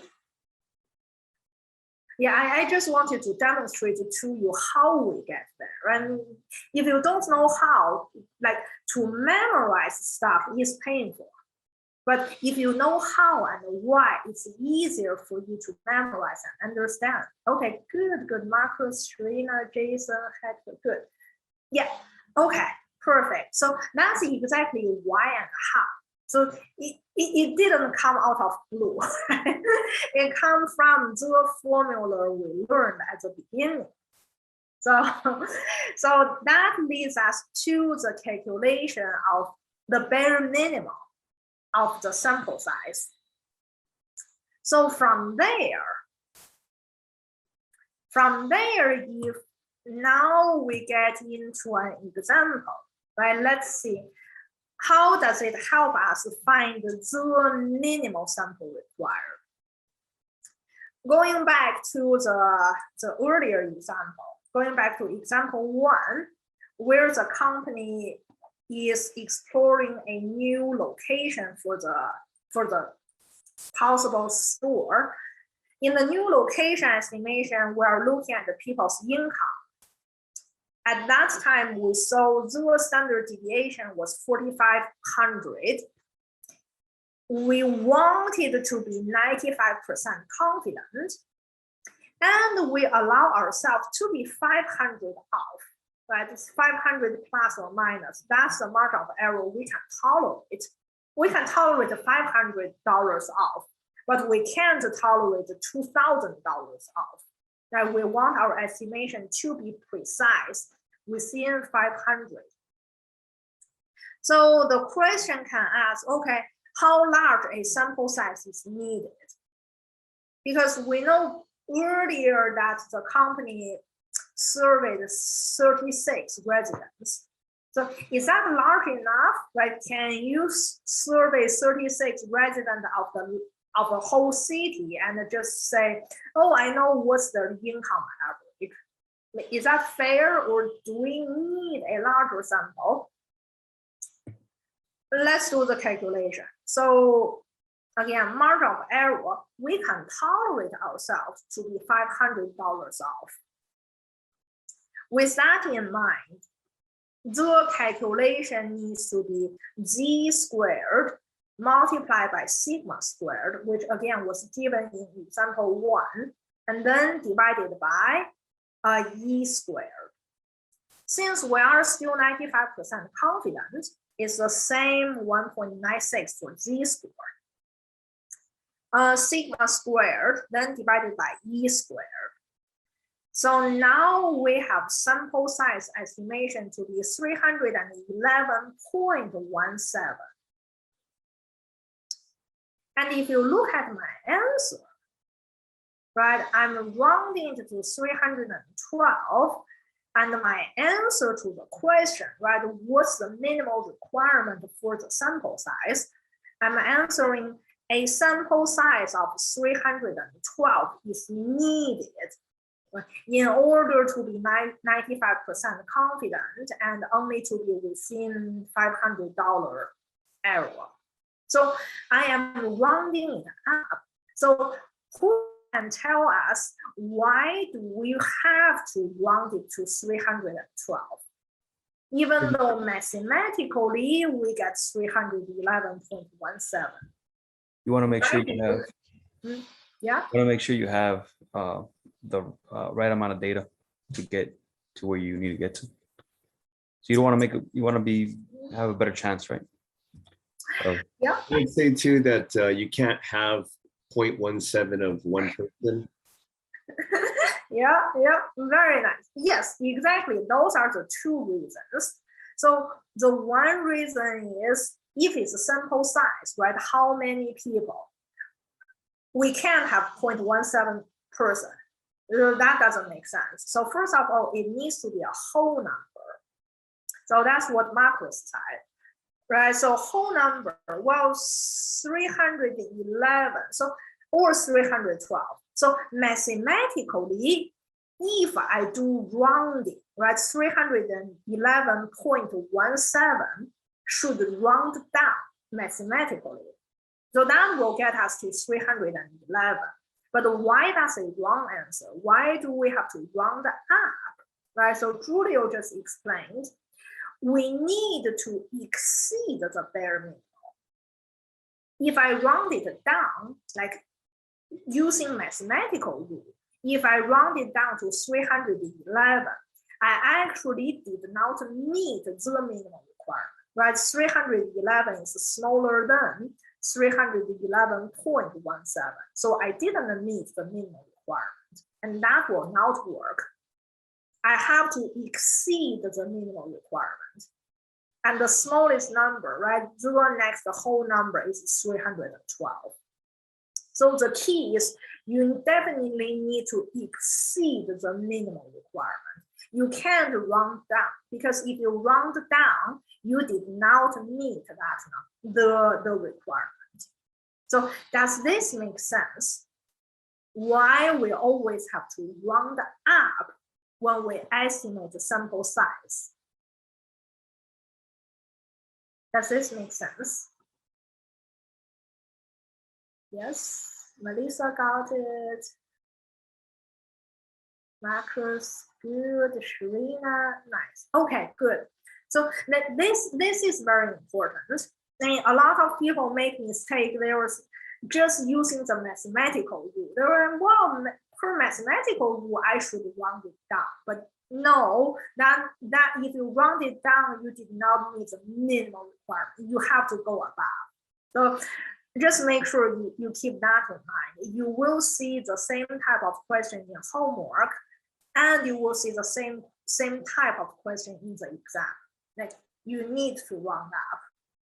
So that's for sample mean estimation, sample size estimation for population mean.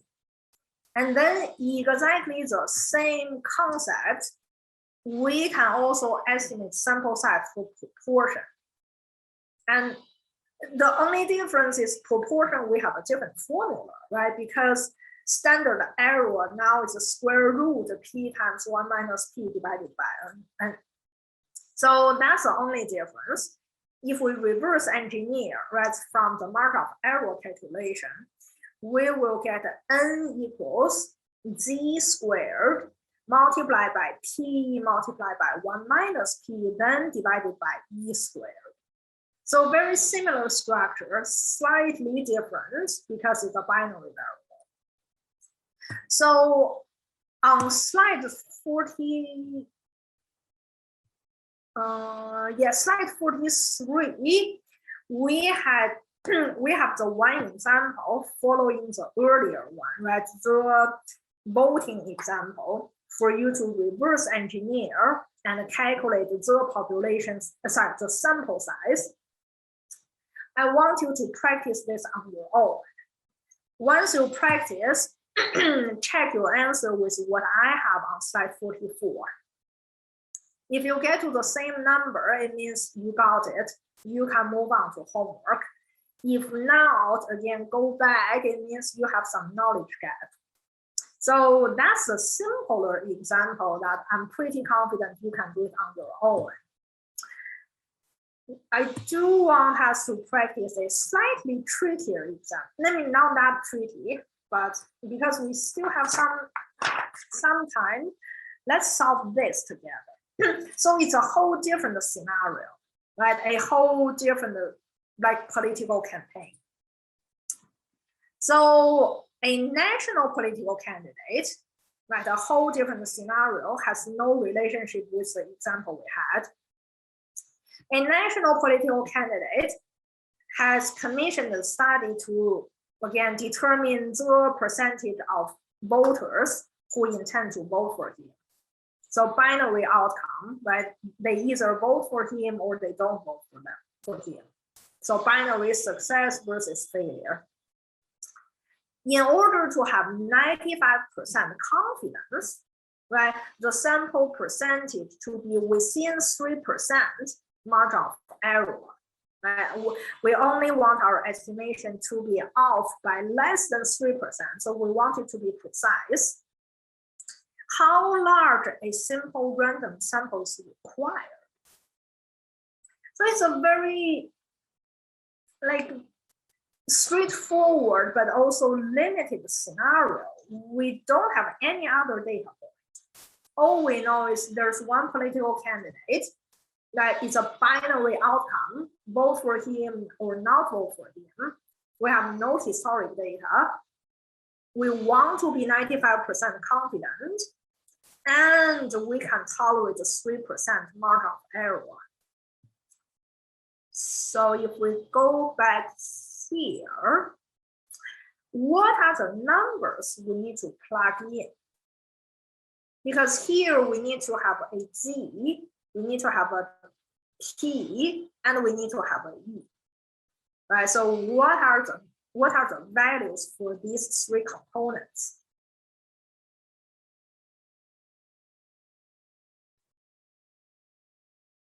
Z equals 1.96. Yep. Because it's the same 95%. So Z always equals 1.96 when it's 95%. So that's right. We got this figured out. What about E? Well, what's the error that we can tolerate? What was it, 3%? Yes, 3%. So E is 0.03. Right, so that's squared in the denominator. What's P? Would it be 97? Or I'm a little confused by that. Yeah, so that is the tricky part. What's P? Again, it's a whole new scenario. You have zero historic data to rely on. But you know it's a binary outcome, right? It's either vote for him or not vote for him.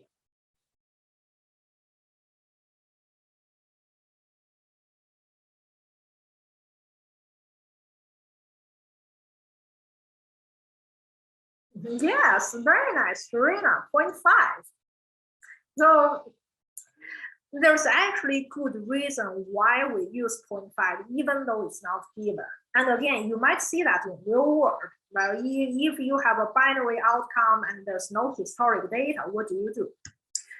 If it's a binary outcome, right, the simplest estimation is simply 50-50% chance if you have no historic data, because according to uniform distribution function, right, the uniform distribution function would be 1 divided by the number of outcomes. And here you only have 2 outcomes. So each one will be 1 out of 2, and that's 50%. So that's one of the statistical reasons. Another reason why we want 0.5. So assuming if it's not 0.5, right, there may be 10% people voting for him, 90% who don't vote for him, right, or 70 versus 30, right? So there are a few combinations, and let me show you mathematically why we want to do that. So if we need to calculate P times 1 minus P, right? So one scenario is 0.1 times 0.9, right? Another will be 20% voting for him and 80% not voting for him, or 80% voting for him, 20% not. Or another scenario would be 30%, 70%, or 40%, 60%, or 50%, 50%. Right, so just a few examples. I mean, you can have 12% and 88%, or 37% and 63%. I mean, I'm just giving you examples. So if we do this, what's going to be the actual product when we conduct the multiplication? In your first scenario, the product is going to be 0.09. The second scenario will be 0.16. Next one gets you to 0.21. Next will be 0.24. And when you are 50-50, you get to 0.25. So through this exercise, we see that The larger deviation we have in P and 1 minus P, the smaller your product is, right? As your P and 1 minus P gets closer, your product, this value is increasing, right? Increasing from 0.09 to 0.16 to 0.21. Only when you reach 0.5, the multiplication reaches the highest value, which is 0.25. So that's the highest value. Why do we want the highest value? Going back to the calculation, that's in your numerator. If you have a large number there, your n is going to be naturally large after you finish the calculation. If you have a small number here, right, ultimately your n calculation will be small. But remember, we keep saying the larger sample you have, the better. So we always want to have a larger sample. So mathematically, when you get a large value from P times 1 minus P, that gets you the possible largest number. So you get a large sample size that makes sure your estimation is robust and reliable. So that's the second reason behind why you use 0.5 if you have no historic data. I mean, if you have historic data, you already know, oh, it's 30 versus 70%, then use historic data. That's your best estimate. But if you have no historic data, right, completely new candidate, never did election before, well, then that's 50-50.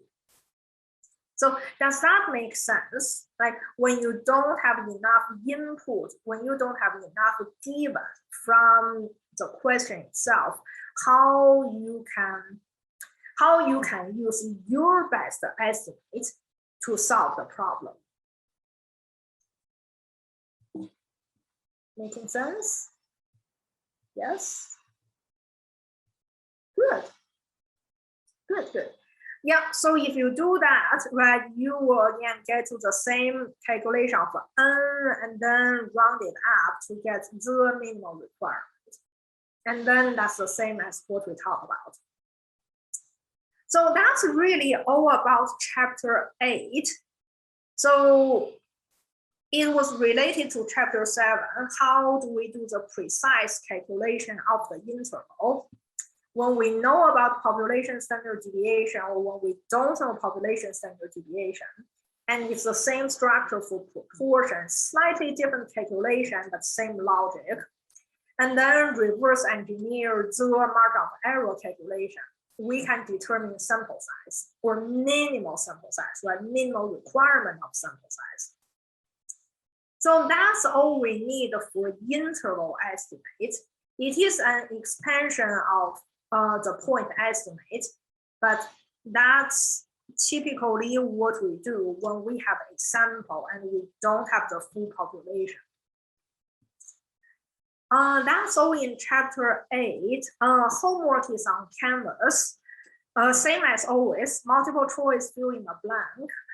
And since we have the exam next week, I really want you to do the homework sooner than later, because the moment you submit your homework, right, you see the feedback, you see where you did it right, where you did it wrong. And if you see you did it wrong, you can go back and make up for the knowledge gap. Don't wait until the last day, because then you don't have time to review and get prepared if you have a gap. So definitely try to do it sooner than later. And then, like I said, make the best use of all the material you have. Everything's on Canvas. You don't need to make extra effort to go search different things. Like everything's already there for you. So just review everything we talk about. Don't expect any surprise, but do prepare for like time management, right? Remember what I said, set up your alarm for yourself and make sure you submit on time 2 files. No Zoom meeting, only Canvas. So that's what you would expect next week. don't panic. You just take it as another sort of homework, but time the homework, and then see how well you do. It's an assessment. Just see, okay, how well did you capture? How much did you learn in the first like 6 chapters? Like chapter 1, 3, 5, 6, 7, 8. If there's a gap, then we can make up later. If there's no huge gap, then move on. So that's all I have. Any questions?